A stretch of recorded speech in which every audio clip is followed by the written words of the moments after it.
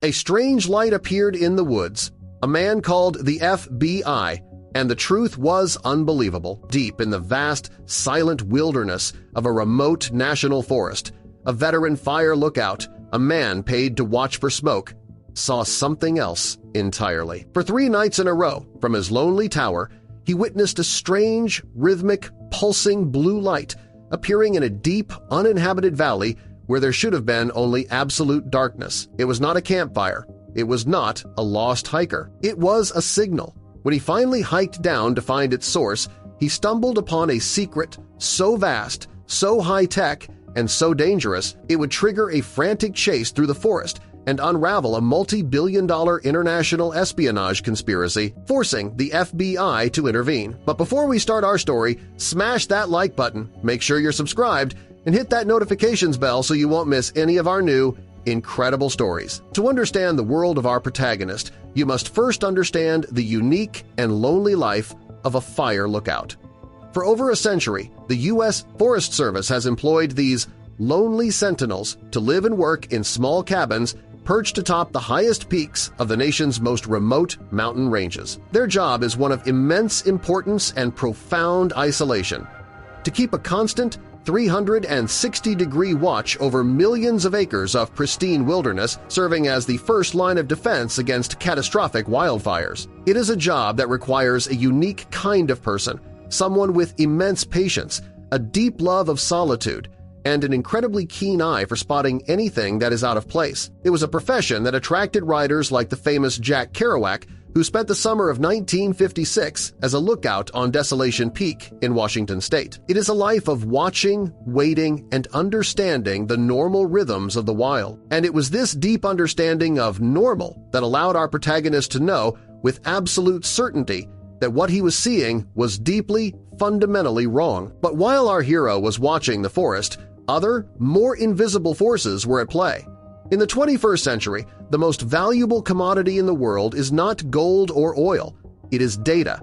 Corporations and governments spend billions of dollars on industrial and corporate espionage, trying to steal the secret formulas, the proprietary technology, and the financial data of their rivals. This has led to the rise of a new kind of criminal syndicate, sophisticated private intelligence firms that use a vast array of high-tech tools to steal information. One of the most effective of these tools is the use of secret, unauthorized, low-orbit satellite networks. These small, difficult-to-track spy-sats can be used to intercept sensitive communications and steal data from corporate and government networks. But they have one major weakness.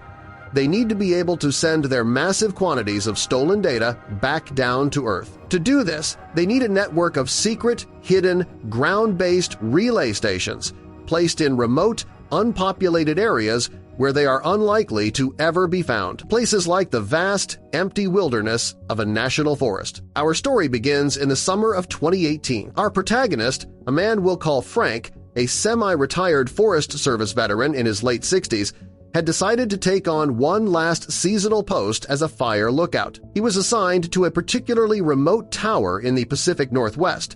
For the first few weeks, his life was a peaceful routine of solitude and observation.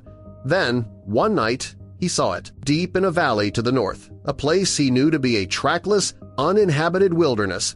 A strange blue light appeared. It wasn't a fire. It pulsed, on and off, with a perfect machine-like rhythm. 5 seconds on, 10 seconds off. He watched it for an hour. It never wavered. He logged it as a transient anomaly and reported it in his morning radio call, suggesting it might be illegal campers. The next night, at the exact same time, the light appeared again in the exact same spot, with the exact same perfect rhythm. Frank knew then that this was not campers. This was a signal. He reported it again, this time with more urgency. But his reports were met with skepticism. Without a confirmed fire, the underfunded Forest Service didn't have the resources to send a helicopter to investigate a strange light. After the third night, Frank knew he couldn't just sit and watch. His instincts, honed by 40 years in the wilderness, were screaming that something was wrong. He decided to find the source himself. He packed a 3-day supply of food and water, his GPS, and his emergency radio, and set off on foot, hiking down into the rugged, trackless valley. It was a grueling, multi-hour trek through dense forest and steep ravines. As dusk began to fall on the second day, he finally reached the coordinates he had marked. He found the source of the light. In a small hidden clearing, he saw a series of strange, camouflaged, high-tech antennas humming silently. They were part of a self-contained, solar-powered, unmanned satellite relay station. As he was cautiously examining the strange equipment, he saw something on the ground nearby. It was a small, ruggedized, military-grade data storage device. For hours, Frank ran through the dark forest, pursued by the two silent men.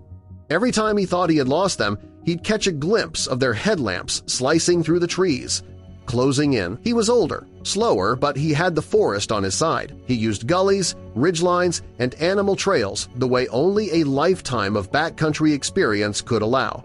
Still, exhaustion gnawed at him, and he knew he couldn't keep it up forever. Finally, deep in a ravine, his emergency radio crackled to life. Earlier that morning, when he'd realized what he'd stumbled into, Frank had risked a short transmission to the Forest Service dispatcher using coded language that only an old colleague at the station might recognize as a distress signal. By sheer luck or providence, that message had reached the ears of someone who took it seriously. Moments later, the night erupted with floodlights. Tactical teams in dark body armor moved like shadows between the trees. The men pursuing Frank froze, then bolted, only to be dropped in seconds by silent, precise takedowns. The clearing filled with agents, F.B.I., counterintelligence, even military contractors in unmarked uniforms. As Frank collapsed against a mossy boulder, gasping for breath, an agent knelt beside him and gently pried the data device from his hand.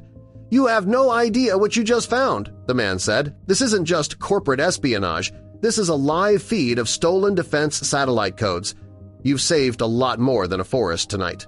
Frank nodded weakly, too exhausted to reply. For a moment, he thought of the quiet tower on the ridgeline, the world of smoke and storms and silence he had left behind to follow a light in the dark. His whole life had been about watching for danger before it became disaster. Tonight, he had done that one last time. By dawn, the clearing was empty, the antennas dismantled and flown away under camouflage netting. The valley returned to silence, as though nothing had ever been there at all. And Frank, he climbed back to his tower, brewed himself a cup of coffee, and returned to his post. For the rest of the summer, he never spoke of what had happened, not to the Forest Service, not to the press, not to anyone. But on clear nights, as he scanned the dark horizon for smoke, he would sometimes think of that pulsing blue light, not as a warning, not as a threat, but as a reminder that even in the loneliest wilderness, the eyes of a watchman still mattered.